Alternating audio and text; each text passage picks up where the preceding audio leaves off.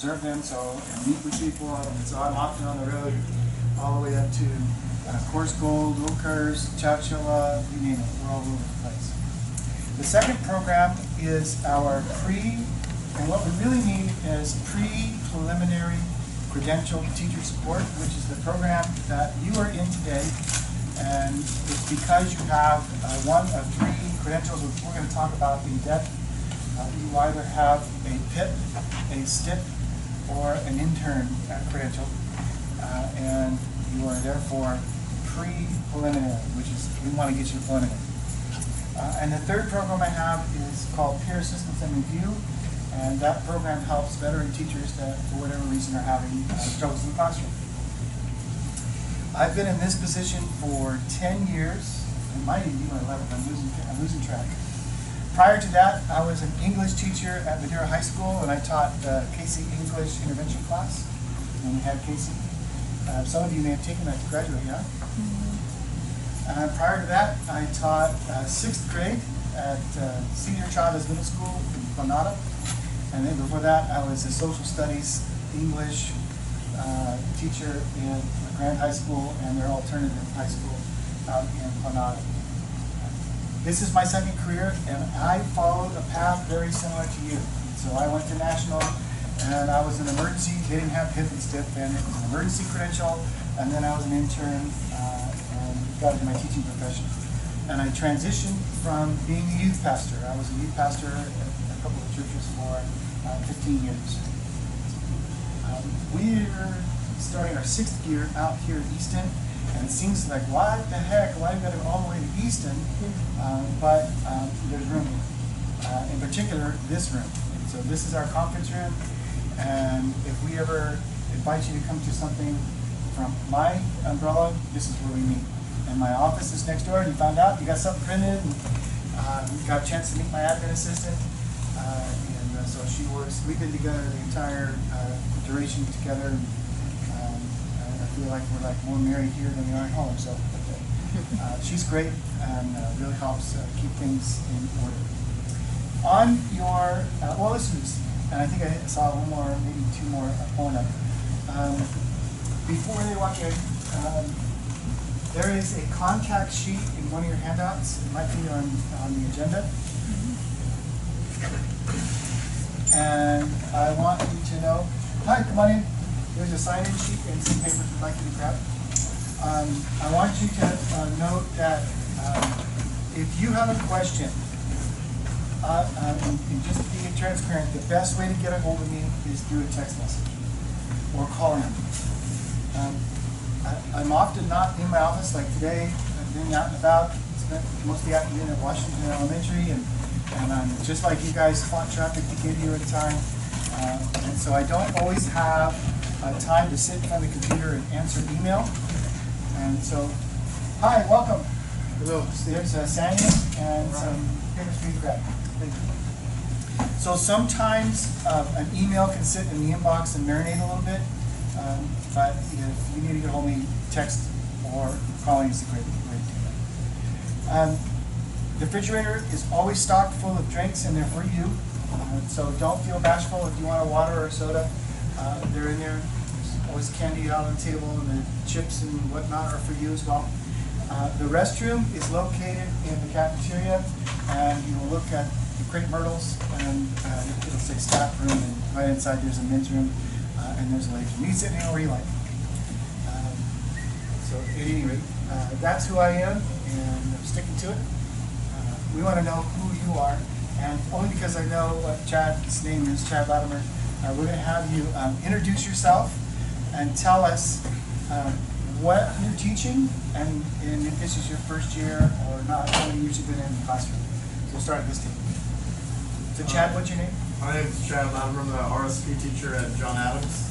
This will be my 4th year teaching, my 2nd year as a full-time teacher. My name is Armando Martinez. I'm at Madeira High. I teach social skills for mild, moderate autism and statistics.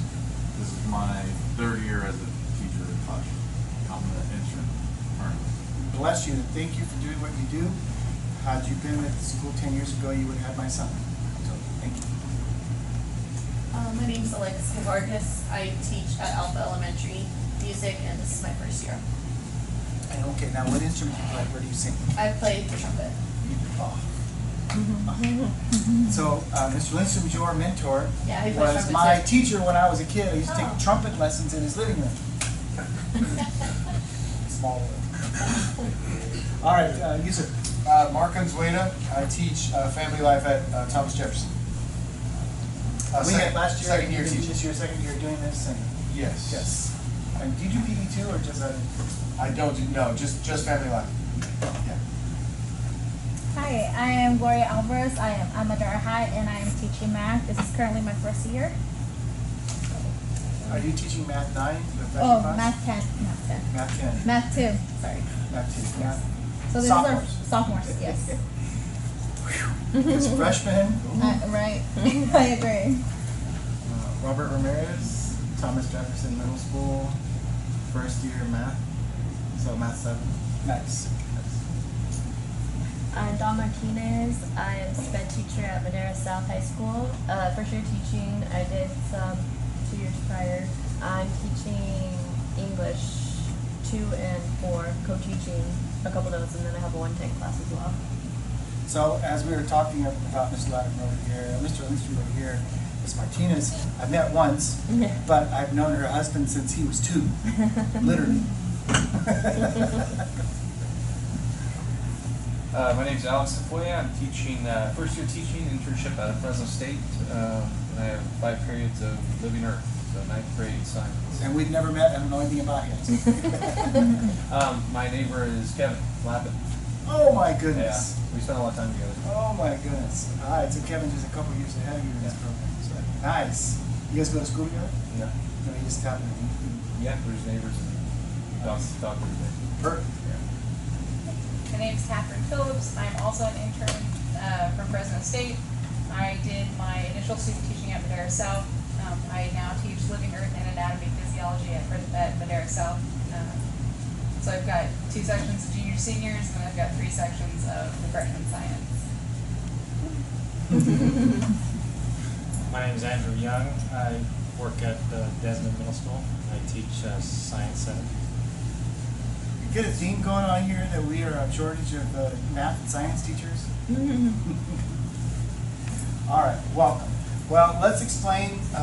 First of all, let's talk about your credentials. So you know what to. I guess it helps if you put the theme along. What do you call this thing? Anyone know? That's a technical word. All right. I want you to open your packet and figure out what is a PIP. And I want you to do it as a table group. So maybe you can flip the reading up a little bit or whatever. But I want you to share your answers with each other. What is a PIP? Yes.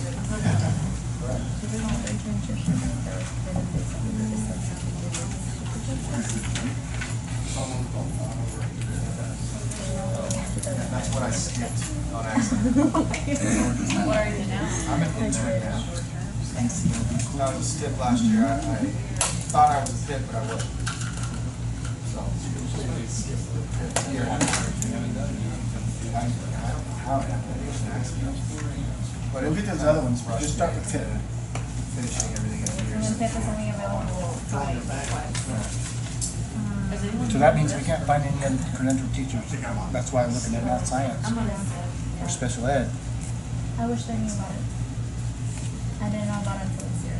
Well, there you go. And I graduated 2017 from college, and I was just subbing. Kind of Yeah. meandering through life. My understanding is Subbing, but I mean, it helps. if Subbing. you're a At least you got PIP, the you can be a experience. STIP the following year, but you can't go to. All right, so PIP, you have to have a what? And I What do wasn't you have to aware have of to be a PIP? Allows them Have a college degree. What else? staff by hiring an CNAs. What else? Experience like at Fresno State, student teaching experience. Yeah, you can only be a PIP if you have a semester of student teaching experience. Yeah, but if you don't have it, then you're STIP. All right, so what do you have to do to be a PIP? You have to have, as far as I'm concerned, you have to have a semester of student teaching. You be enrolled in the More with that credential then? program. No, you don't. You I know, think you need to be a PIP. program. Professional certified. Correct. you were in a PIP? Yeah. So so you need a specific number of upper division units. I wasn't either, so that's why I thought I was Semester different. Oh, And so, but they, for some reason, they started me on STEM instead. The 18th semester. And I didn't find out until like January. Across four semesters. So to be a PIP, you have to have a what? bachelor's degree. You have a bachelor's degree, you have to pass the CBS. You have to have a units in anything? No. I didn't know. So you have to have, so what are you teaching? So you're SPED, ed specialist? So you had to have either 3 years of experience or 9 units of social education. Did you work as a paraprofessional? So you I are was a teaching sub. You didn't experience it. Okay. Yeah, I think they taught me. I first applied at Madera High, and then Have to after have applied Madera, degree? at MLK. And a little bit So then I of, had my first my interview for Madera High was like and lower, or 9. and that same day it was my And for SPED, it's 9 MLK. units. So right after I 3 years. like left my Madera High, my interview, maybe within 30 minutes they called me, hey, we're offering you this position. That was him. Yeah. All right, in the interest of time, we're gonna talk faster than you can write, but I do want you to write this down. Do your transcripts and add up your classes. That's right. Hi, come on in. Here's your sign in and some paper for you to grab, and don't worry about being late, we're flexible right here. All right, so to be a PIP, because I heard over here, you skip being a PIP, and that's important, because what I'm gonna tell you is important. How long can you be a PIP? 1 year. It literally says if you've looked up your credential once in your lifetime, you can be a PIP. You have to have a college degree. You have to have some semblance of knowledge of your subject. So you have to have 18 lower units or 9 upper division units in the field in which you're teaching. If you're a SPED, it means 9 units of education, SPED classes, or 3 years of experience to be a PIP. And it's designed to help you pass the CSETs. So if you've passed CSETs, you cannot be a PIP. So this one's a little more restrictive than STIP. It's meant to be, I'm barely putting my toe in the water, what do I do next? You take some tests. Or let's say I'm taking my last CSET here in about a month, but I'm still on the PIP.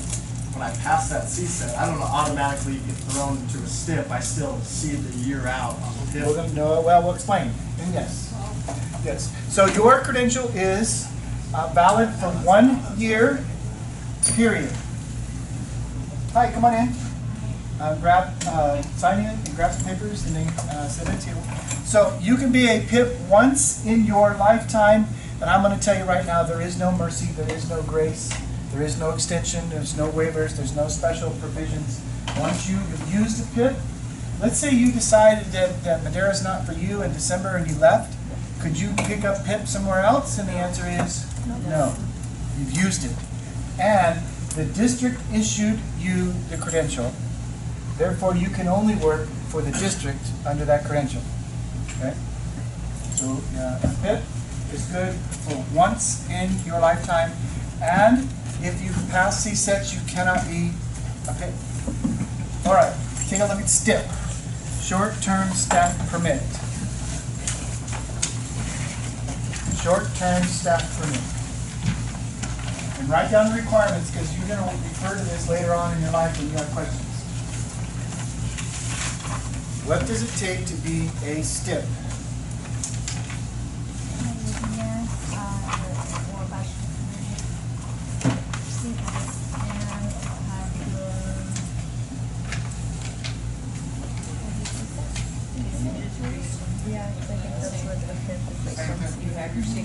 Almost, but you're right. Very, very close. That might be out. So same thing, degree with 18,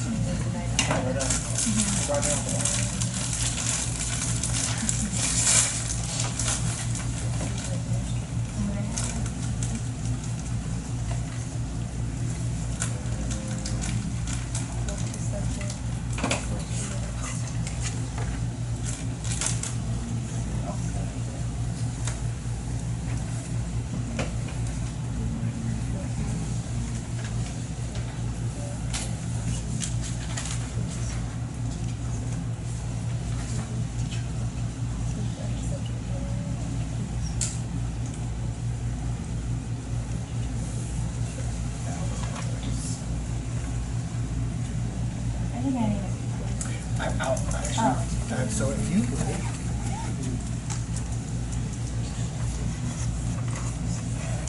Sorry about that.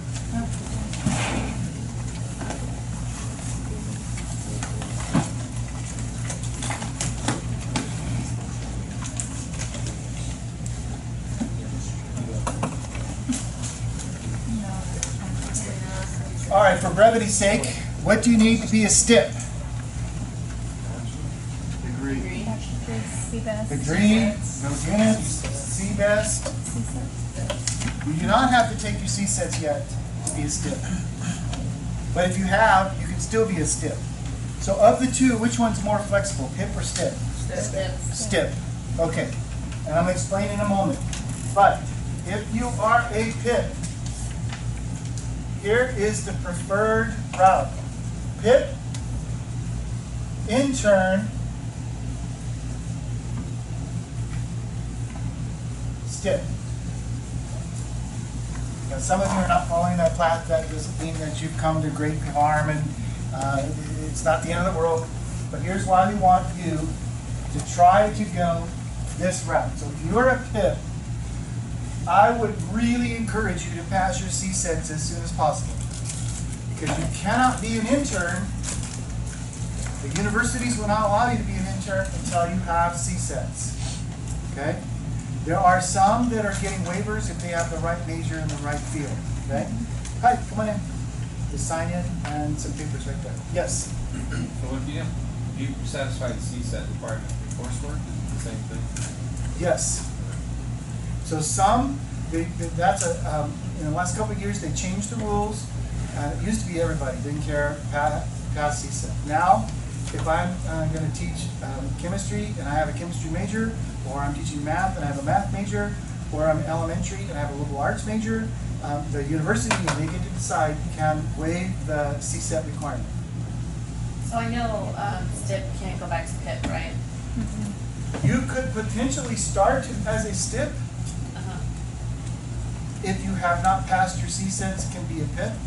But we would really not like to, that would be difficult because we want you to take those tests, right? Can you go from a STIP to an intern then? Yes, you can do that. And I'll tell you, and that's exactly what I'll explain in just a second. So if you have a STIP and you already have your C-set, you can go into a PIP? No. If it's been waived, you should be an intern, right? Okay. So here's where we're at. If you're a PIP, we want you to become an intern, but there are certain requirements when you become an intern in order to get your preliminary credential. If you're SPED or elementary, you have to pass RECA. That's the reading instruction test. Okay? And all of you have TPAs, and there are like 2 massive assessments, portfolios that you're putting together. Well, let's say that you PIP, got in, you intern, and something happens. Maybe you haven't passed the RECA yet, or God forbid, you can't pay for your last 2 classes or something like that. Well, if you've done the path that I'm describing, then this STIP is like an empty credit card that you've never used before. All right, now I'm going to charge you. I need to finish my TPA, or I need to finish RECA, or I need to save a little money and pay for that last class, and I can run into STIP. Okay? That's the preferred but not required pathway. So if you're a PIP today, your goal is to be an intern by next fall. You got to pass those tests to do so. Okay? It's possible, though, that you are a PIP and you haven't quite finished everything yet to be an intern, so now you're a STIP, and then we'll move you into internship in year 3. What's the danger if I go PIP, STIP, intern? What's the risk? If I don't finish being an intern because I can't pass the test or I ran out of money, what's left? Nothing. And guys, I'm going to tell you that there is no mercy with PIP, there is no mercy with STIP. None. It literally says on the credential, once in your lifetime for 1 year. Okay? So I'm really trying to encourage you to go from PIP, intern, and then if you need it, there's the STIP. Yes? I might have missed this, but for an intern, that means you have to be in a credential program and already did like maybe a semester, and then that's your student teaching? Correct. Correct. So let's talk about internship. Yes? Wait, for STIP, you can only do it for 1 year. Correct. All right, now read up on interns. Some of you are interns today. Some of you, and the rest of you are hoping to be interns as quickly as possible. So turn to the section on university internship. And look at the requirements not only to be in the program, but what you have to do when you are in the program. What did we start off? It's okay, but that means your PIP is gone, and that's not available to you anymore. Because you passed your CSETs already? Not a waiver. Yeah, so PIP is not an option. That's why they didn't put you in a PIP. So that means that you've hopefully started classes? I started last night. Then you're good. So you should be an intern by January. That's what you need. And that's a little softer landing. So check out what it means to get into internship, and when you're there, what do you have to do to stay in it?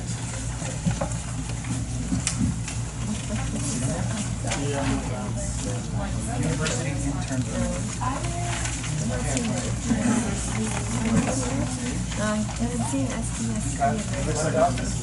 All right, guys, it looks like it's missing. Okay, so let's cheat.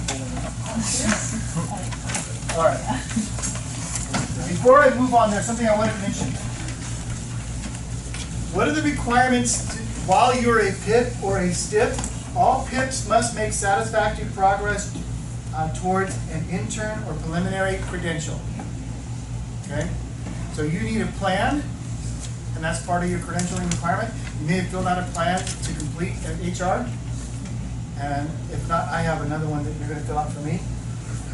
And we need to see some progress made. So sometimes an HR tech might say, well, hey, we need you to pass a test or two to show us that you're making progress. Okay? Let's talk about intern.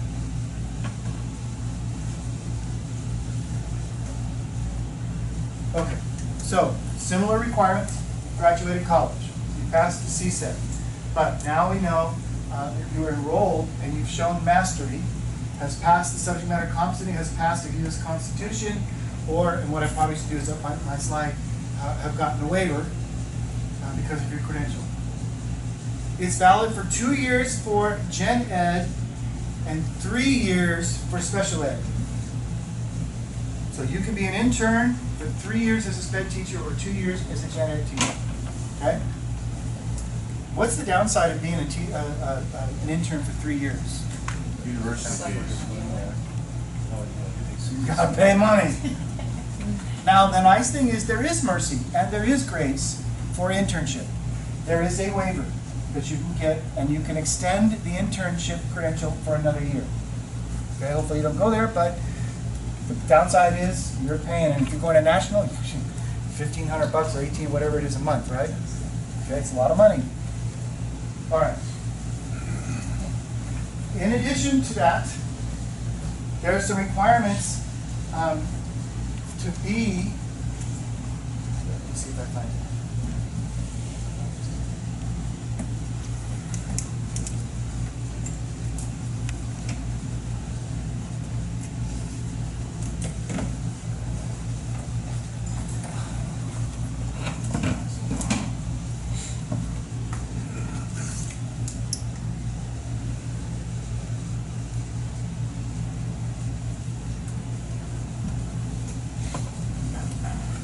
As an intern, you've already started teaching, so you have to have a job. It's a job-embedded credential. It's issued by the university in collaboration with the hiring district. So PIP and STIP is given by the what? Who gives them? The district. So who gives the university internship credential? The university. Okay. So let me ask a question. If you go out on medical, or you decide that now's a great time to have a child, and you go out on maternity for a while, and you miss a semester at the university, what happens to that credential? They can pull it. Or you can't pay, they can pull it. Or you've taken all the classes, but you haven't finished your work yet. Are they going to continue to give you an internship credential? Probably not. Okay? As an intern, you must have a mentor from the district and from the university. And it requires an hour of mentoring a week. So how many hours is that? First grade teachers in the room. One. We got all these math teachers. 2. Come on now. 2. 1 plus 1 is 2. Okay. So that's 2 hours a week that you're meeting with a mentor. Plus you're going to school full time. Plus you're learning a job on the fly full time. And what we know about you, most of you are coming to us as a second career or third career, and you are older than our typically new teacher who's 23 right out of college. And so you have a family, 2 young ones? 2 young ones at home. And some of you are silly. I don't mean to insult you, but you decided to take on being the varsity volleyball coach and academic decathlon and yearbook advisor and right? And you think, I gotta say yes because that's, it makes me more valuable to the company. And I will tell you that's a fallacy. We only evaluate you based on what's going on in the classroom. Okay? But your life is like crazy in addition to RECA for SPED and your 2 massive TPAs. It says here, by the way, in all 3 credentials that you have EL authorization. The credential is saying that you are good to go to work with students that don't speak English. Is that a problem for anybody in the room? It'd be for me. Brand new teacher. I told you I was in Planada, and American Idol was just starting, and I'm trying to do the Harry Long thing, greet the kids at the door. I'm trying to be cool because I know I'm a dork. I know I am. And so, hey, what's up? How you doing? Hey, what's up, dog? Right? Because that's what Randy said, right? Hey, dog, how you doing? Right? What's up, dog? And then, because they're all Spanish kids, I tried it in Spanish. Hey, ¿qué pasó, pero? What'd you say, Mr. T? Oh, no, what did I say? Apparently, ¿qué pasó, pero? Does not translate well into Spanish. It literally means, what up, bitch? In a bad way. And these are game kids coming through my door at alternate at high school. Like, oh no, we all laughed. Broke the ice actually, but I didn't try that again. All right, if you're an intern, you have 144 hours of support and supervision that you need. That's part of your student teaching. That's part of the mentoring. And 45 hours of support and mentoring for EL needs. And that's going to come in this district via your mentor. So when you're struggling with EL issues, we need to ask your mentor as well as your district mentor. Any questions about being an intern?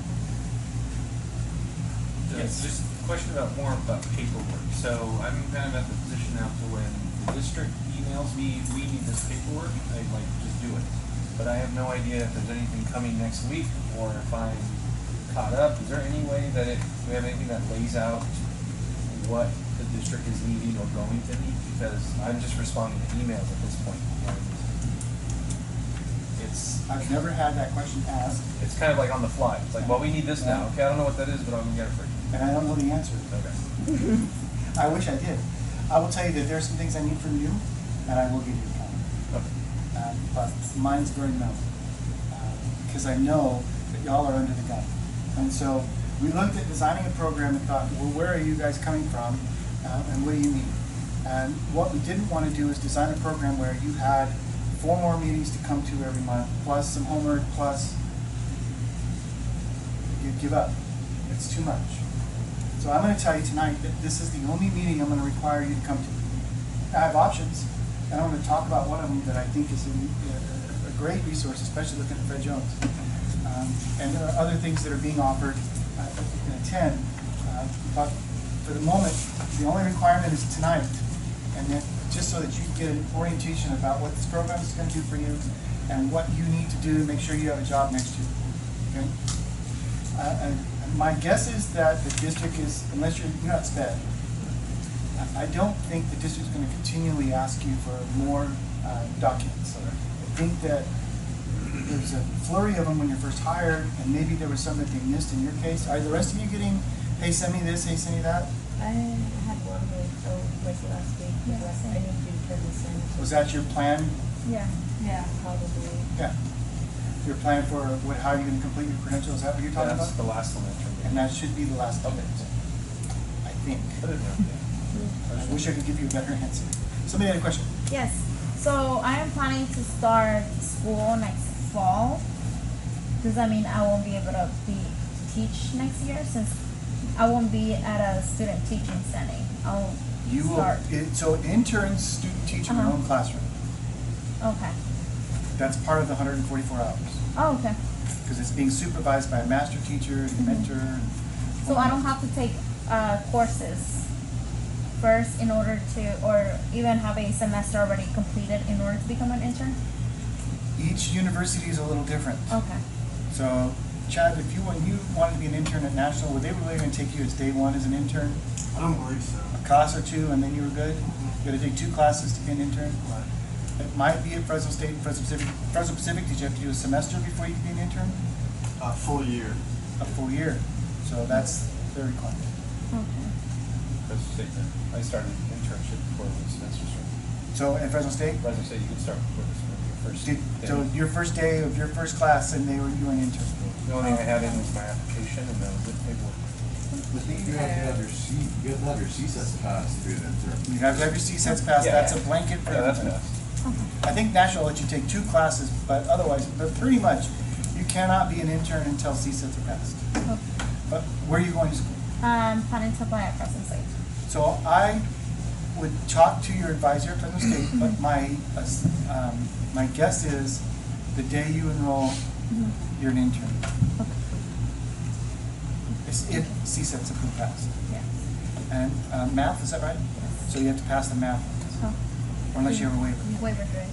Do you have a math major? Yes. Oh man, I'm jealous. Heck of smart.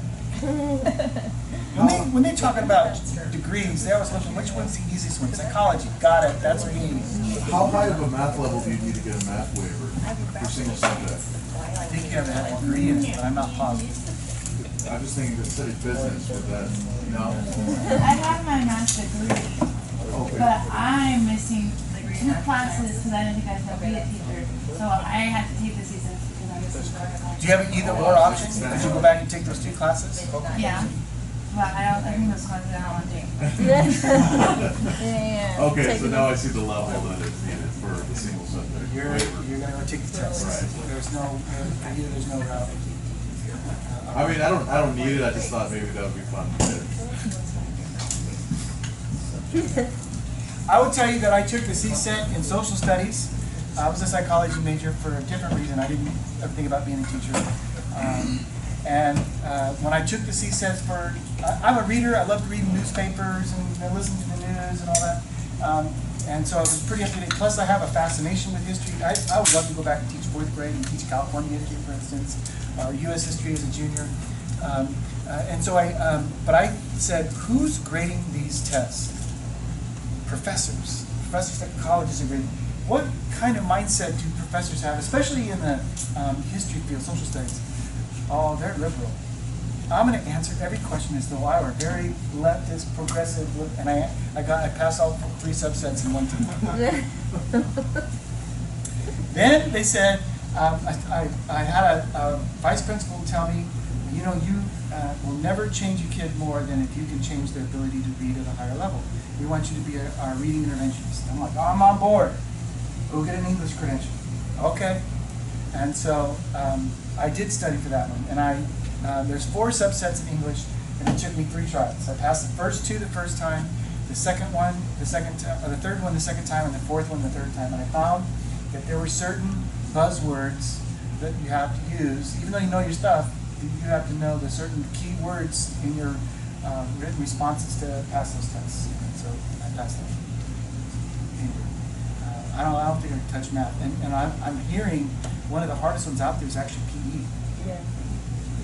Because you have to deal with anatomy and physiology, and it's tough. So you want a challenge. Music? Were you music major, so you got a waiver? Nice. Or are you liberal arts? I know you're single subject, right? All right.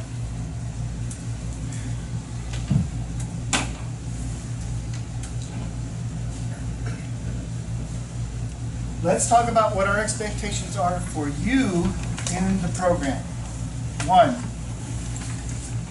this is your credential, and you have to make satisfactory progress and you have to participate. That's our conditions for you to have this credential. We're expecting you to participate. And so participation is defined as this. You must meet with your mentor 1 hour a week. You can meet before school, you can meet after school. Secondary, if you have a common prep, you can meet during the prep period. You cannot meet during lunch. There's a reason for that. We're expecting a whole hour, and most of you don't have an hour for lunch. And I heard South over here, you have 40 minutes now? 45? Right? And by the time you go to the bathroom and come back, it's 30, right? Elementary has 20. How many of you guys, Desmond? 40. Okay. We want you to visit with your mentor when you sit down. So if you only have 30 minutes after you go to the bathroom and come back, 10 minutes is going to be taken up with just visiting. We're asking you to build a relationship with the person and trust them and get to know them. And they're going to ask you how the kids and how was Saturday and go to the movies. And did you see this? Did you hear about the earthquake? Whatever. If you meet 2 or 3 times a week and you always had that 10 minutes of talking, then if you met 3 times a week, then you'd have 30 minutes of just visiting and then 30 minutes of mentoring. So we want you to have a whole solid hour. And I'm telling my mentors the same thing. We want a whole solid hour, and we want it to be face-to-face, and we want it to be one-on-one. So my mentors sometimes have 2 teachers assigned to them. Mr. Lindstrom has like 6, because he's retired. But I still expect him to have one-on-one meetings with our teachers. Because we want you to be vulnerable and honest with your mentor. Having said that, I have instructed them and contracted them to have confidential conversations with you. So there's some things that you're going to tell me and you're going to reflect on, but they are prohibited from doing 2 things. And I will tell you that if you get to know me, you'll know that I'm a nice guy, and I work with you, and I'll do whatever I can to help you. And if there's issues, I try to solve them. But I've also discovered that I need a thick skin, and I've grown it. And I will fire mentors, and I have in the past if they're serious enough issues. And this is one of them. By Ed Code and by our program standards and expectations, our teachers, our mentors cannot go to admin and snitch you out, as the kids would say. Why? Because by Ed Code, they cannot contribute to your evaluation. Teachers cannot evaluate teachers. So they can't go to admin and go, oh my gosh, if you've been in Don's class, I'd go, right? And because why? Now the administrator knows there's a problem, and he's going to come running over, or she's going to come running over to Don's classroom. Oh yeah, you can't do that. So that won't happen. Are they allowed to put in a good word? Yes. Oh, not bad. But admin can come to mentor and say, the principal can say to Dan, hey, we noticed this about our class. Can you talk to her about that? Sure, I can take care of that. So admin can talk to your mentor, but it's kind of a one-way conversation. They can't come back 2 weeks later and say, well, how is she doing with? Because now once that answer comes out, that's part of the evaluation. That's the first thing, is that they cannot snitch you out, because snitches get stitches. They get fired, and I'm the one that does it. The second thing is they can't gossip about it. Okay? So they can't go to the PLC or to the lunchroom and say, oh my gosh, did you know about Chad? Oh my word, like, oh no, and it's horrible. And then you find out about it. Are you going to trust your mentor? No. And so we find that we have to reassign a mentor, and we'll find some. Look, guys, this program is for you, not for them. They're getting paid, they're getting experience, and many of my mentors get promoted. Many of them. I can tell you a whole bunch of site administrators, both at the district office and on the site, that were either in my program or were a mentor for me. Okay? So they're getting something out of it. They're also not doing it for the money, because it's like $200 a month. It's not a lot. But they get excited about teaching again by working with new teachers, because you have an excitement about you that we've lost because we've been in the trenches for so long. So they do get something out of it. Plus, they just enjoy being around you. They really do have an intrinsic motivation for being in it. But those 2 things we don't tolerate. They are not allowed to talk about you in a bad way behind your back. Having said that, they do talk about you in a good way, and we don't think that's a violation of confidentiality. Okay? And they often do brag, oh, you need to go in her classroom, she's a rock star, and this is what's going on. And they will brag about it, and that's okay. Okay? I'm going to explain journals in a moment, but we're going to expect that you complete those. Okay? And they're due at the end of every month. So there's an August and September one, an October one, a November one, December and January combined, February, March, and April. Okay? It takes 20 or 30 minutes. It's nowhere near as intense as what you're about to go through in your preliminary classes, I promise. But it's an opportunity to reflect on your teaching and think, I could do better if I did this. I could make this better if I did that. Okay? And we want you constantly thinking about your profession and how you can improve. Are y'all feeling overwhelmed at this point? Kind of stepping in, going, wow, it's not what I expected. There's a whole lot more to learn here. I will tell you, just to be frank, it takes 5 years. 5 years. Everybody checks their phone. I heard something like that. It takes 5 years to learn how to be a teacher. Okay? 5 years. We know that you're struggling and that you're going to make some goofs, and that's okay.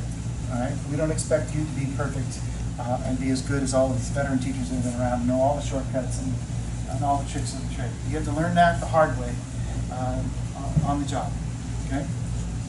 So, we want you to meet with your mentor once a week, before school or after school. Some meet on Saturdays at Starbucks. That's fine.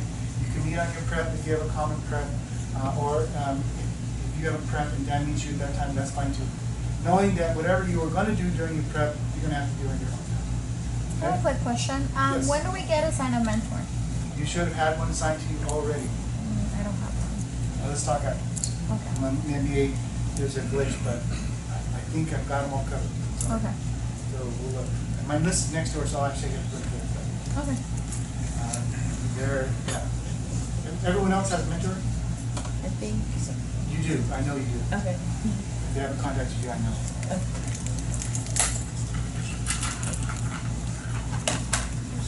Otherwise, I have to hear it for a fishing boat. Did you see my steelhead? Yeah. I caught it with Paul. I was just gonna ask, was Paul with you? Yeah. He took the picture. Did he? Okay. You have to make progress towards your credential.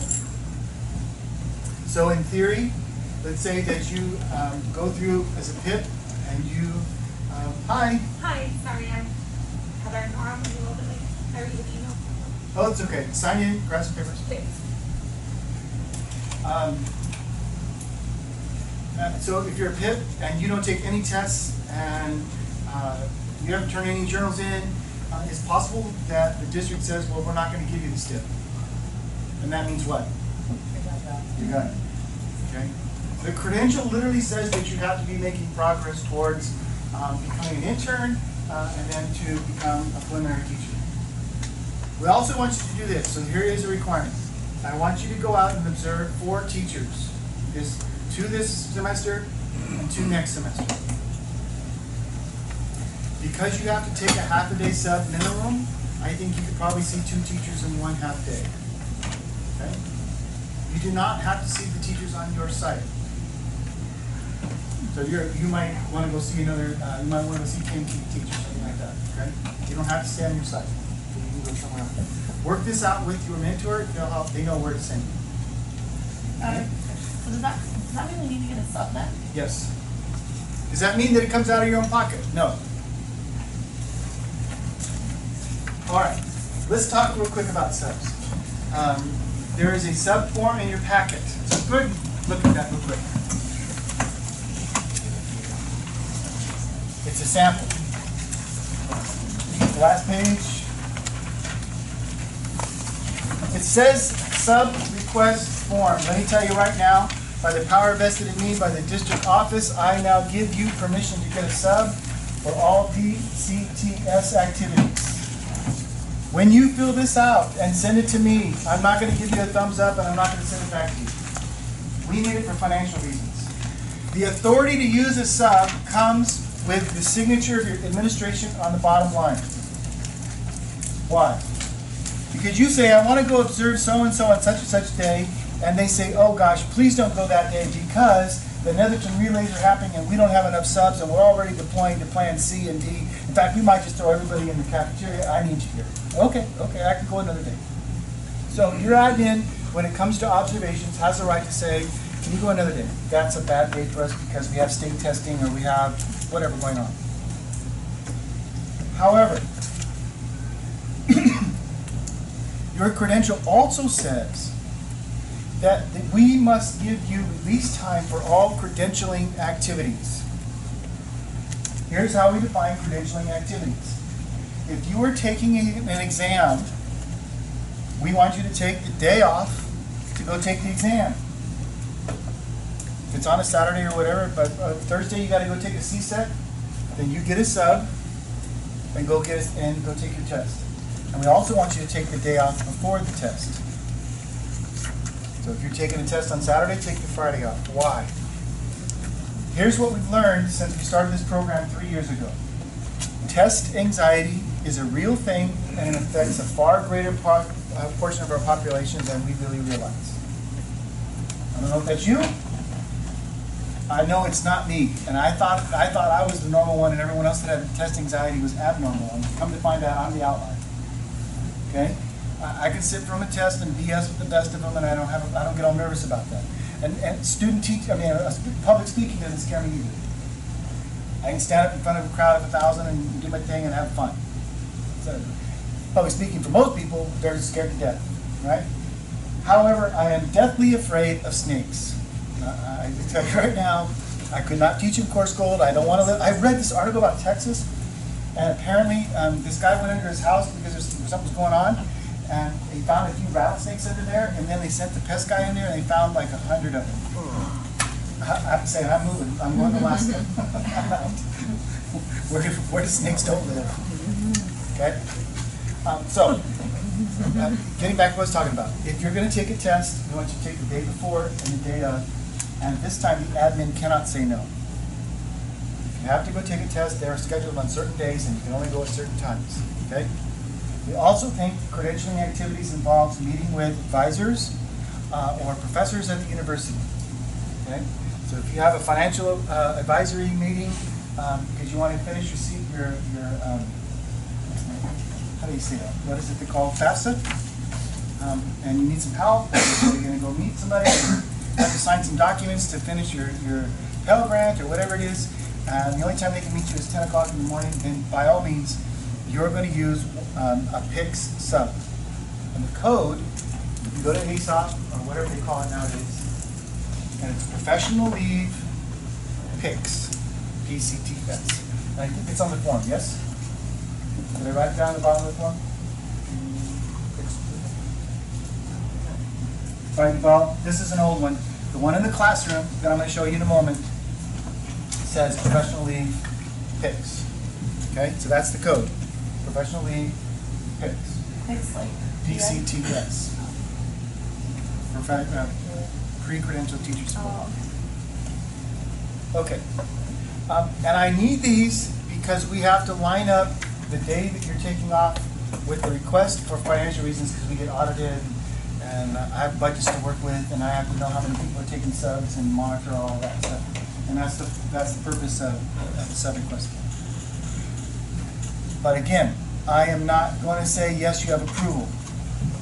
From here on henceforth, I bless you with permission to use PICS sub when it falls under those observations or credentialing activities. Any questions about that?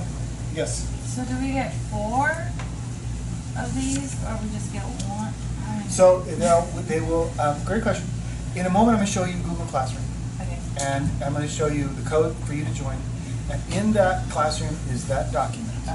You can print as many as you like. When you do your observations, I would like it, if you could, to go see 2 teachers in 1 half day versus taking 4 half days. You're only taking 2 half days. Part of it is a budget issue, and part of it is I know y'all hate getting out of class and missing the fun of being there with your kids because it causes 3 times as much work. We know that. Getting a sub causes 3 times more work than actually just staying there in the first place. But our data shows that it is highly effective. One of the most valuable things that we do is forcing you to go and observe other teachers. It really helps with your teaching profession. Okay, questions about that?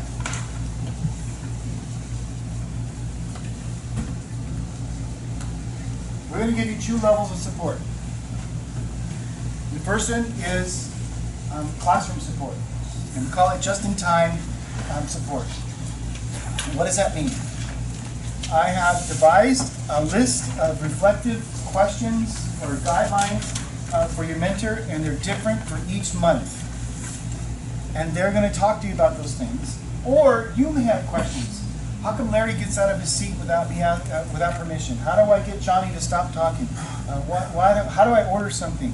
What do I do about this? How do I photocopy something? What's a risograph? Where do I park? I will tell you that somebody said substitute teaching. I heard over here, extensive subbing experience. Somebody said subbing over here at the table. Okay, and I was subbing at Sierra Vista. I remember this like it was yesterday. And I had no teaching experience, but here I am at sub. And I walked into the restroom, and because you gotta go use the restroom, and I walked out, and somebody yelled at me, "What are you doing in there?" You really want me to describe what I'm doing? You can't go in there. Well, that's for the students. You got to go use the staff bathroom. I don't know. When you go to a stadium, right? When you go to church, it doesn't matter. It's all one restroom. I didn't know. It would have been nice if that veteran teacher would have said, "Hey, I don't know if you know, but we have a kids-only bathroom and a staff bathroom." It would have been nicer, but they didn't tell me that. They just yelled at me. I felt about yay big, like I should have known something. There is an unwritten culture at every site. So you were at 2 sites. Is there a different culture between the 2 schools? Absolutely. Different leadership, different teachers, different problems, different complaints, different unwritten rules. Don't ever piss off this person. You can get around with this person. Make sure you wear this at this site, but over here you can wear whatever you want. This is where you park. All those questions we want you to be able to ask your mentor. Okay? We want you to ask your mentor, how do I decorate my room? By the way, I don't know, all of you are all secondary and you may not like it or appreciate it, but I do have a bunch of these border things. You can see, they're free for anybody that wants them.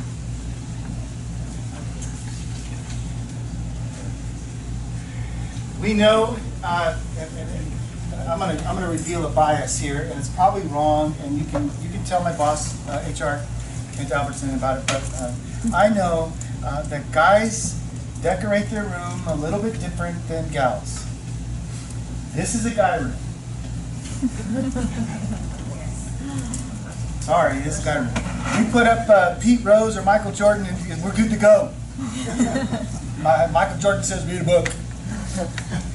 Our lady friends have number lines and letter lines and sentence starters. They have quippy quotes about the stuff all over the room, pictures of ex-presidents, and they got the whole 9 yards. A tree in the corner, it's flowering. I think you just described my room. Guys got Michael Jordan. Am I right? All right, I know. I got hockey posters Yeah, and yeah. a tree in the corner. See? It's kind of silly, but if you need help decorating your room, or what it should look like, or can you wear a costume on Halloween? Can your kids wear costumes on Halloween? Can you pass out candy? Can you pass out cupcakes? All these things, we have a mentor for that. And they're going to ask you some questions. One of the questions they're going to ask is you're going to look at them sideways. They're going to ask you, have you used your dental plan yet? What? If you don't know, you have Delta Dental. Delta Dental pays 70% your first year, 80% the second, 90% the third, and 100% after that. But it's a calendar year. So if you use your dental plan now, when you go back in January, that's year 2. Right? So we want you to start that right away. We might talk to you about retirement, how to start putting some money on. You say, I can afford it. Well, even if it's $50, they're going to show you how it works and how it's tax deferred and all kinds of things. Okay?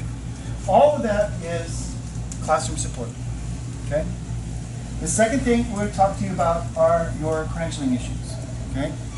And I have, it sounds kind of strange, but I've told my mentors to put on their mommy hat and their daddy hat and nag you.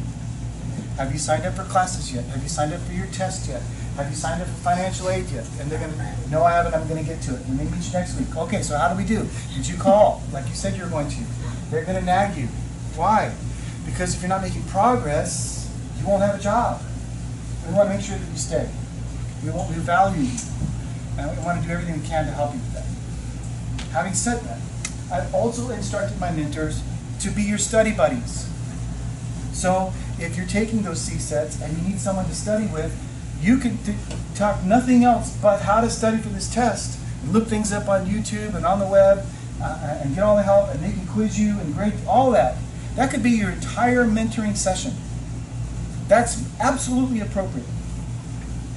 They can't help you a whole lot with your TPAs. And you're like, what is a TPA? So who's interning right now? Intern. Have they talked to you about TPAs? Oh. It's the same. Yes. It's called a teacher performance assessment, and it is massive and complex and difficult.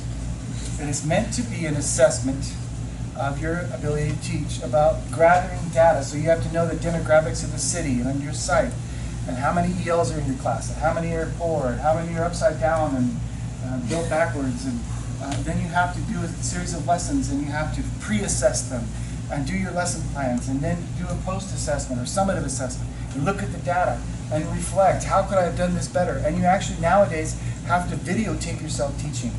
That's part of the TPA. Okay? Your mentors can sort of kind of help you with that, but not a lot, because it is an assessment. So if you imagine if your student, their mom came in to help them with their math test, you're like, oh no. Same idea with the TPA. You get a little bit of advice, but you can't really help a whole lot. Okay? There's an end of the one that's not really listed, but we also have asked them to be available as kind of a life coach. What? We know that things happen outside of the classroom, and it can happen fast. Okay? So we've had candidates that had cancer. We've had candidates that are going through a divorce. We've had candidates that have lost parents. Or all of a sudden find themselves as the primary caregiver for parents or grandparents, who've lost brothers and sisters, or have had spouses pass away. It sounds insignificant, but even the dog passing away that they've had for 16 years. Okay? We had a candidate, brand new teacher, right out of college, moved here.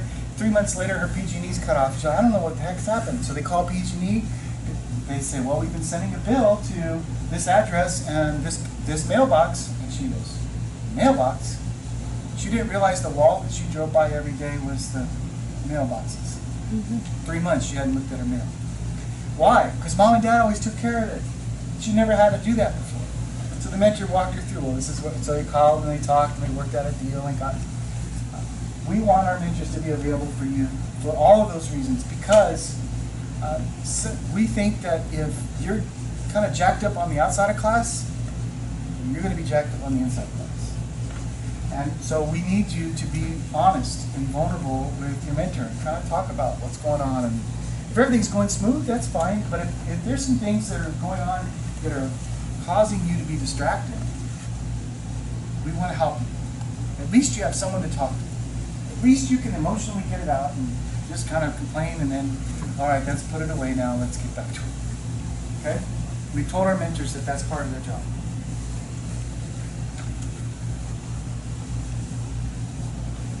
They have a mentor log they fill out every month. And they write little bullet points about what you talked about. Talked about rearranging a room. Talked about taking the CSET next week. And this is what it looks like. And we're actually going to ask you to sign it. And then get a copy of it. Okay? Now, it doesn't happen very often. It's rare. But if I have a mentor that didn't meet with you, but presents you with a log and asks you to sign it, don't. Call me immediately, and I'll deal with that. It doesn't happen, like I said, one out of 100, but I do. People are people. And I found out that when you work with people, you get messy. It's a dirty job, right? If I wanted a clean job, I could go construct houses, lay carpet. When you work with people, it's messy. And not everybody is as honest as you hope they are. So you're signing this, you are stating, yes, we met on these dates, and these are the things that we talked about. They turn it in, and that's how they get paid. This is, in a sense, their timesheet. Okay? What do I need from you as far as assignments? So you filled out a district plan to complete. How long did it take you to fill out? I didn't fill it out. Somebody filled it out It for you? was the person. And you did, oh, yeah, and you signed it? And I just worked, yeah. This will be an assignment in the Google Classroom. It's called the Individualized Pathway Plan. It might take you 20 minutes on a bad day.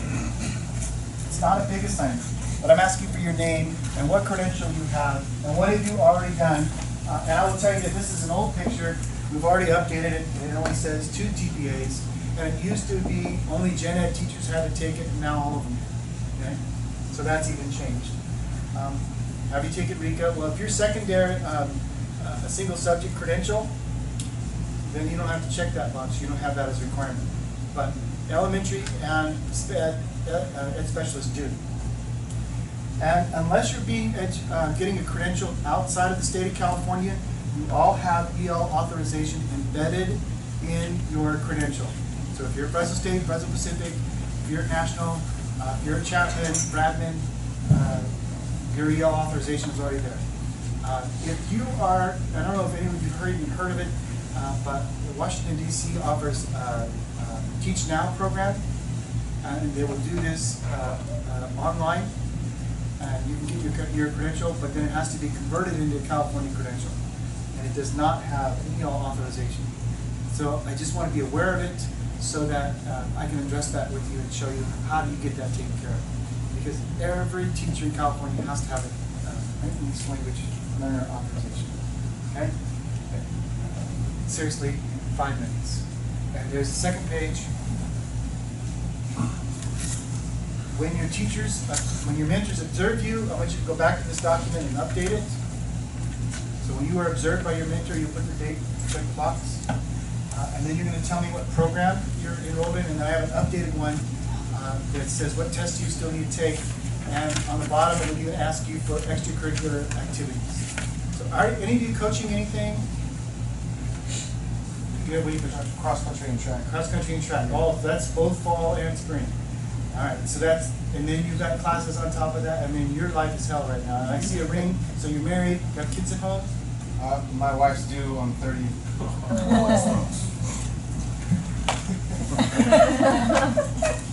Are you taking a paternity leave?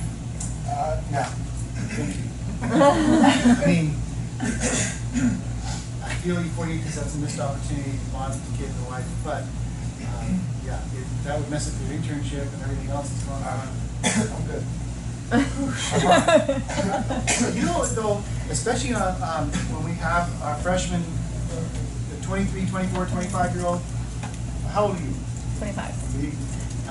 And they get a nice job, that's paying some decent money. We have this disease that goes around. Our females get the Egyptian flu. Have you heard about this? They become mummies.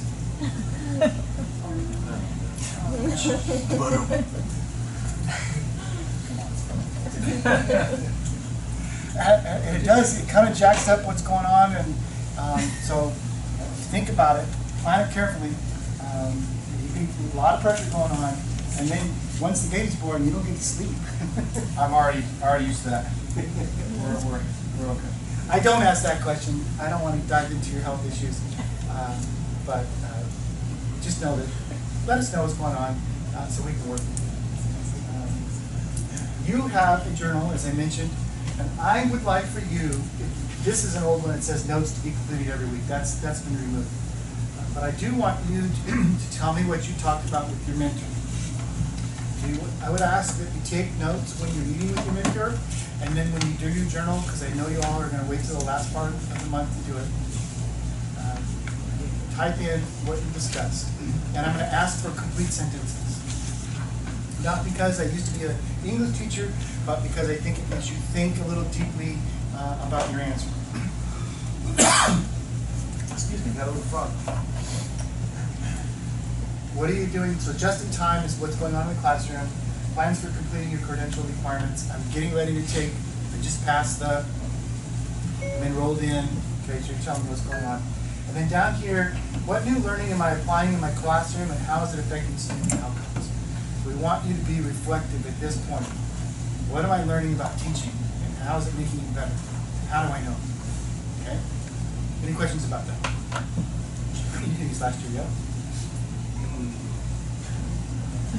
No? No, I believe we did, but it's not looking familiar to me. Then you didn't do it. Okay, yes. The mentor, I guess the log, and we ask for it. I want you to have a copy of it. If not, can you ask? You must ask. I want you to have a copy of that. Okay. Especially if you're an intern, because they're going to ask you for evidence that you're meeting with your mentor, doing what, because their requirement is to ensure that you're getting that support. They may want to see those. Yes? What's the issue with, because as an internship, we get mentors from the university. We got to meet with them, and I have a mentor at school. So, is there a hierarchy here? Is there one that I listen to over the other? And if there's conflicting information between the two, do I cherry pick what seems to fit for me? Or are the two different types of mentors? Have you found that to be true? No, I'm just getting to know who these two people My are. understanding is that the mentor from the university is mostly there to talk to you about how do you pass your next class, how do you do your TPA, and things that involve the university, and some of the things that involve the classroom giving you advice. Your mentor at the site is going to be telling, Chad, would you grab me a water, please? Is going to be telling you about site expectations, and this is how you do ASOP, and this is, don't forget this is due. There really shouldn't be, but they may give you advice on how to run your classroom with procedures or classroom management. And in that case, both of them are giving you advice in which you get to choose what makes sense for me. Thank you very much. All right. What makes sense for me and how fits my style of teaching the best. What needs that I have. Oh yeah, no, thanks. I haven't heard any real conflicts between what the university interns tell you and what we're doing.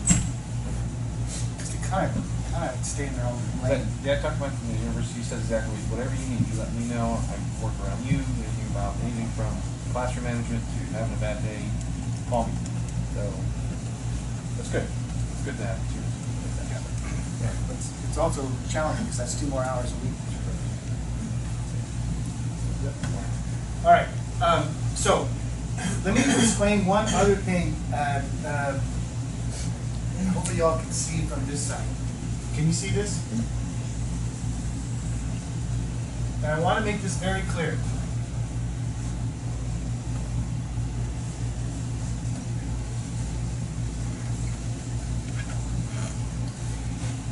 Pre-preliminary credential are PIPs, STIPs, and interns. Even when you jump from PIP to intern, you are in our system considered a PIC, PCTS. In order to get here, you must have the prelim.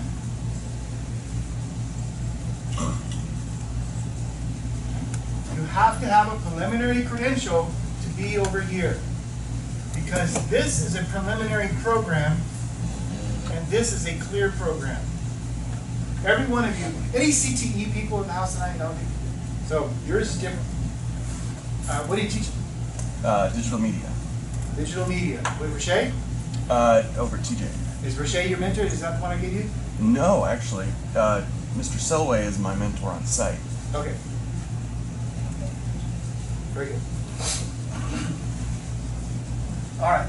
No, I think I have a digital media guy at their high school. That might be with Rashay. Okay.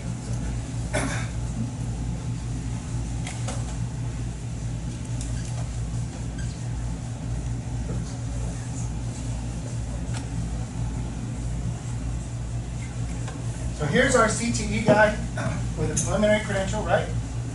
And he's going this direction.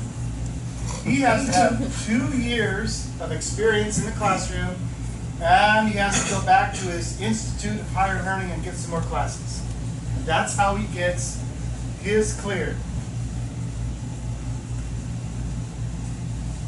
We put him in this program because to get a CTE credential, you don't have to do student teaching. You don't get all the theory classes on classroom management and psychology of teaching and any of that. You just get to sign up and be a teacher. So you're headed this way. You're going to have 2 years in the classroom and you have, what, 5 more classes to take or something like that? Okay. Everyone else is over here. I mention this because I get people confused every year. And they think they go from PIP to intern and now they're going to be a MIC. Madera Induction Consortium. You cannot be a NIC until you have a preliminary credential. How do you get a preliminary credential?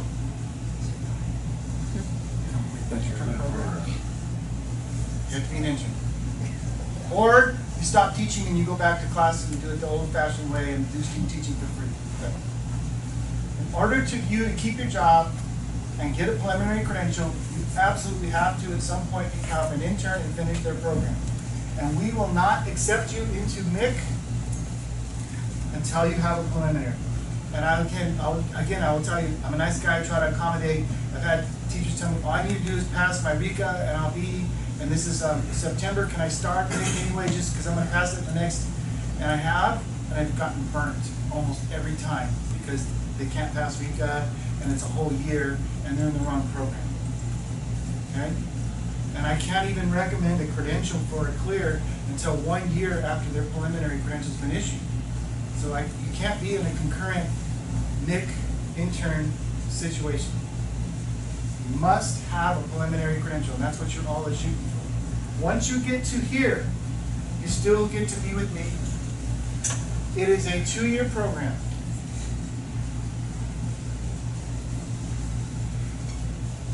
And when you get a preliminary, you have 5 years to get it clear, but this takes 2 years. However, those that are exceptional and experienced can enter what we call the early completion option and do it in 1 year.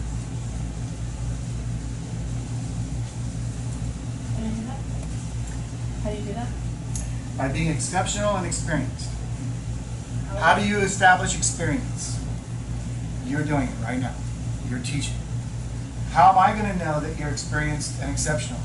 You're completing our journals. So there's a carrot here along with a stick. The incentive is if you do what I'm asking, which isn't a lot, 20, 30 minutes a month to do your journal, an hour a week of meeting with your mentor. Finish the individual pathway plan, and there's one other small assignment. And when you get to me as a MIC, we'll put you here. It says the criteria is exceptional experience. I define experience. Your administrator decides if you're exceptional. Okay? But by the time you've been teaching 3 or 4 years, Chad was saying 4+. How many years? This is my 3rd year. All right, so then you finish here. Now I'm going to tell you, oh, you need 2 more years of mentoring. Let's do the 1 year and get it done, right? But your administrator gets to say if you're exceptional or not. Because I don't know. I mean, you look exceptional to me, but I've known you for all of an hour and a half, right? How am I going to make a fair judgment? We ask for, you're asking, there's an application, I have to see your evaluation, and your administrator has to give a letter of rec and a thumbs up. Yep, she can do this in 1 year, no problem. Okay? But that's the incentive to take care of this. All right? Questions? Some of you are writing stuff down, some of you aren't. Everybody needs to write this down.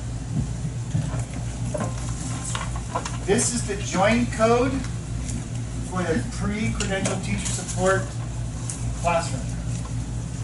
All of the documents that I've been talking about and the assignments are.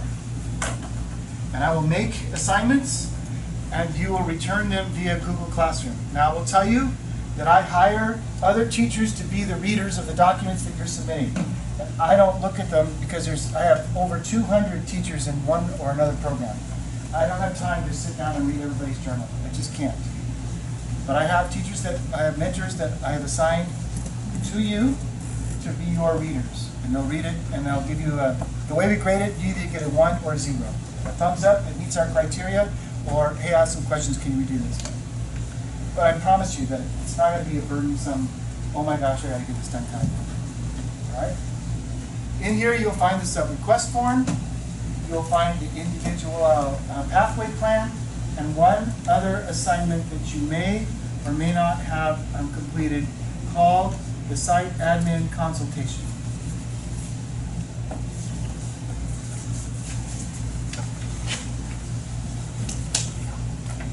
And it's in your packet.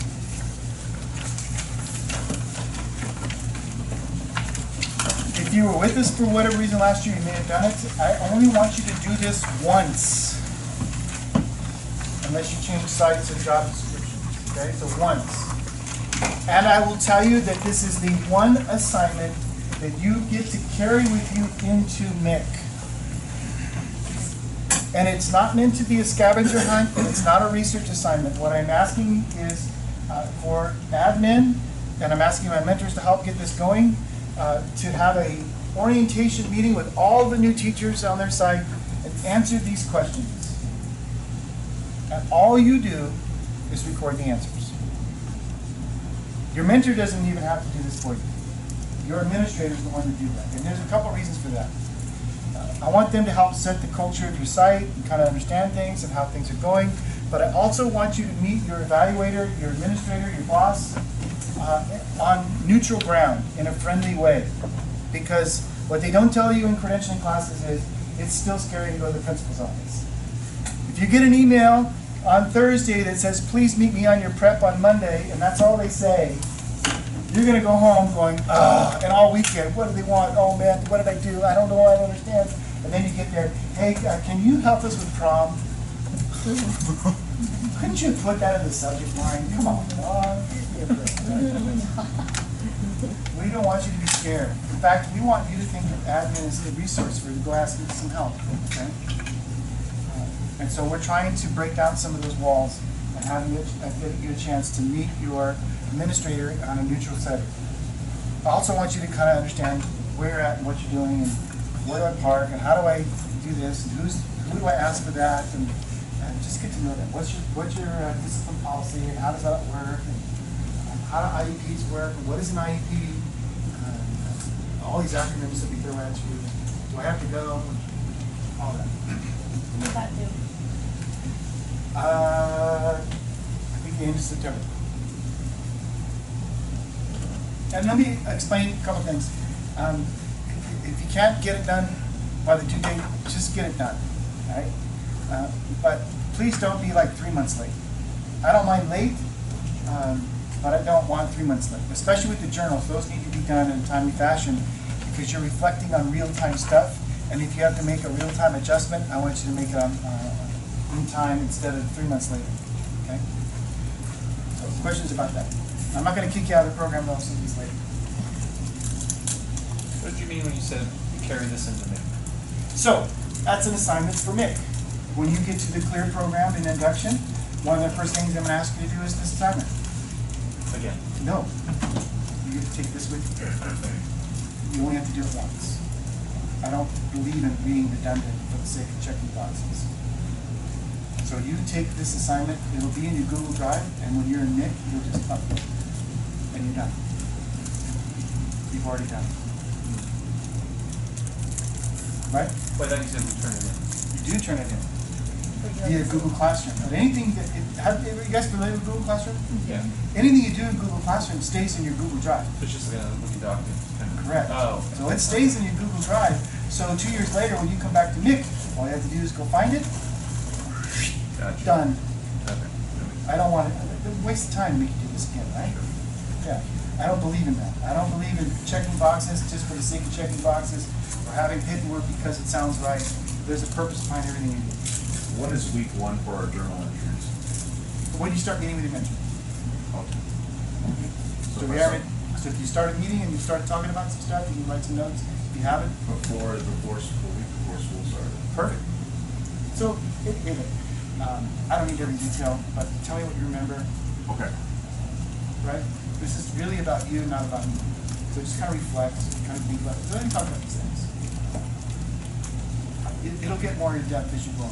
Right. And you're not having no classroom. You don't have what now? Did you push?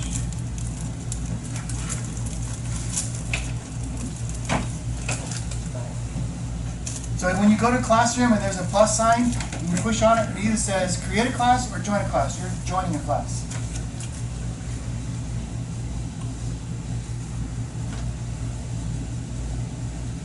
There it is. Sure. All right, I can see the glazed look in your eyes. You're already thinking about the wine that's sitting in the refrigerator. And, I get it. Okay. So how are things going in your classroom?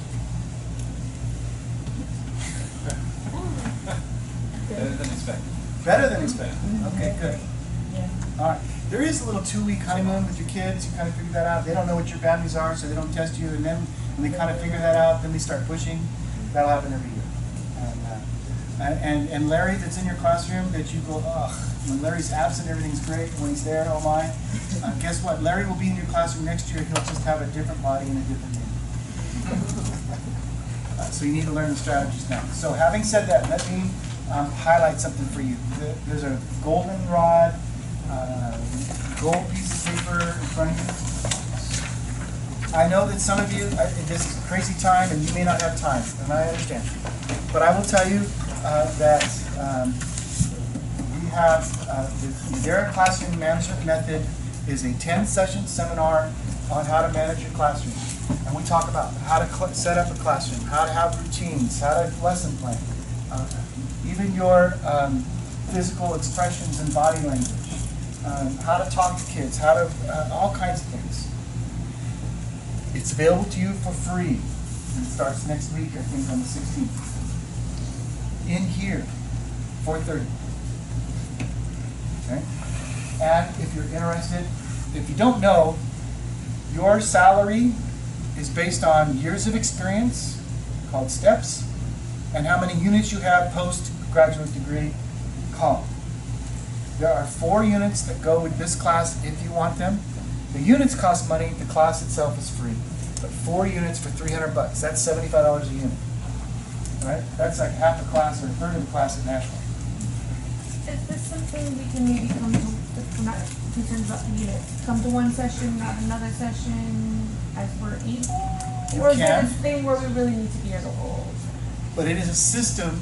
Right. And each class works on what you're right. And we spend a lot of time practicing what we're doing here with coaching, so you can take it to the classroom and do it. And so you come to us saying, oh man, this didn't work, I tried this and that and the other, and so we problem solve it that night and make you practice it all over again. And we looked at designing it in a couple of ways. One of them is we could have had 3 7-hour sessions. Well, we looked at it and realized human nature, you're going to take what you like and throw away the rest, but it doesn't work that way because it's a system. The second is that when you listen, you remember about 10 or 15% of what you hear and forget everything else. But if it's repeated over and over again, then you begin to master it. So there's a system or design on purpose for 10 sessions. Most of the sessions are Monday night. There are 2 that are on Tuesday because they follow a holiday. Some of you have class on Monday night, I understand. So here's a way around that. If you email me, we can put you in the Google Classroom for Classroom Management, and we videotape just like I am tonight, every session, and we put it in there with the document and the PowerPoint. Okay, cool. What you don't get a chance to do is ask those questions, actually get to kind of experiment, and we have a consultant that actually goes out into the classroom and coaches you on the very things that we've been discussing in our sessions. And so you'd miss out on that as well. So but at least you can get exposed to them. Yeah. And he has his Fred Jones Tools for Teaching book. And I will tell you that we took a bunch of the principles from Fred Jones and another system called Time to Teach, and we mushed them together. That's the credentialing word, mush them together. And the best of both worlds, kind of like Hannah Montana. You don't have young kids. You probably watched it. What am I talking about? The best of both. It's been a long day, yeah, come on. I have a question about the course. Yes. So because technically it is a class, does that mean there's going to be like coursework along with it? Great question. For every unit that you want, it requires 15 hours of class. Well, if you looked at my schedule, that was only 20 hours. And I told you it was 4 units. That's 60 hours. So there's 20 hours of what we call lab. That means that you're implementing these principles in your classroom. And there's another 20 hours of homework to get those units. What you're doing is you're collecting data, you're reflecting on what you're doing. I mean, it's not like it's crazy stuff, but there's some reading that goes with it and some other things, analyzing what's working and not working, and assignments that are in your Google Classroom. So yes. But if you're not getting the units, you don't have to do those assignments. Can we come the first day and decide if we want to be in the class or not? Sure. Next week, 4:30. And I'll even give you a free sub. So if we have class on Monday and we can't attend, we watch the videos. But It's can we still get the credit for it? No. Or no? So we have to be on the show. Because the university is kind of strict on me, and I have certain criteria I have to meet. I know that, But if you want to be a, I guess, what is it called when the college, when you don't take a class, but you're just sitting in it? Auditor? Thank you. I have a brain fart, man. If you want to audit the class via Google Classroom, you need to remind me so I can send you the invite to that class. Just like that code you showed me a minute ago. All right. Any other questions? And how would this payment work if it's all at once? It's all at once. You're all fully Yeah. committed to In the day spring, one. in the spring, we give we work with the University of San Diego, and they send out a link, and you put the link, and you pay it $300 a month. Oh, so we take it, and then it's, the payment's coming. Towards the end, yeah, you don't have to worry about it until June. Oh, next. April, somewhere in the spring, you pay for it. But you don't have to pay for it if you don't want to. Sure. And I will tell you guys, honestly, we do this every year. So if you don't take it this year, but you have time to take it next year, you're always invited to come and be a part of this. I believe in it. And it is so much so that now sites are beginning to request my partner and I come and lead their professional development just in classroom management. That's where I was today as I watched it, doing classroom management. Can we do it every year? Can you do it every year? But not for units. You can only do it once for units. Once what? You can do it once for the units. But you can, sure, you can come back if you want to get refreshed. Oh, so it's the same course. Yeah, it is exactly the same thing. Same jokes and everything. When do we have to pay? In the spring, like April, May.